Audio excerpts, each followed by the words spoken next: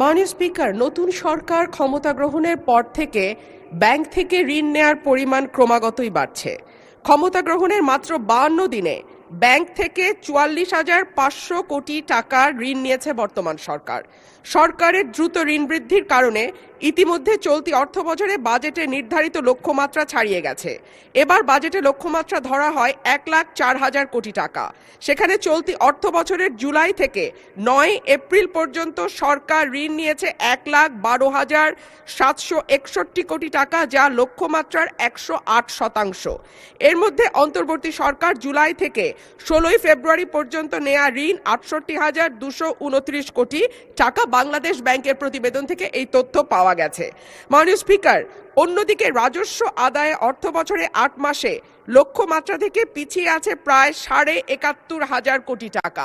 মাননীয় স্পিকার, আপনার মাধ্যমে মাননীয় মন্ত্রী মহোদয়ের কাছে আমার প্রশ্ন, আমরা রাজস্ব বাড়ানোর ক্ষেত্রে এবার নতুন কোনো পরিকল্পনা নিচ্ছি কিনা, করের আওতা বাড়ানো হচ্ছে কিনা এবং হলে সেটি কিভাবে? ধন্যবাদ মাননীয় স্পিকার। মাননীয় মন্ত্রী। ধন্যবাদ মাননীয় স্পিকার। যে ঋণের কথা বলা হচ্ছে সেটা মূলত বিগত আমরা কিন্তু ফেব্রুয়ারি থেকে এখন পর্যন্ত মাত্র 2 মাসের মতো সরকারে এসছে, সুতরাং এটা ক্যারি ওভার হচ্ছে আগে থেকে, সুতরাং এই সংখ্যাটা এখানে বোধহয় প্রযোজ্য না, 1 নাম্বার। 2 নাম্বার হচ্ছে বিএনপির যে অর্থনৈতিক পলিসি সেটা হচ্ছে স্থানীয় ব্যাংক থেকে ঋণ কমিয়ে আনা। এবং আমি নিশ্চিতভাবে আপনাদের বলতে চাই, আগামী বাজেটে তার পরবর্তী সময়ে আপনারা দেখতে পাবেন আমরা প্রায় স্থানীয় ব্যাংক থেকে ঋণ কিভাবে কমিয়ে আনছি ক্রমান্বয়ে, এবং এটার প্রতিফলন আপনারা আগামী দিনে দেখতে পাবেন, এই বাজেটেও দেখতে পাবেন। তো সুতরাং ঋণ যেটা বিগত দিনের তো অনেক লাইবিলিটি আমরা গ্রহণ করেছি।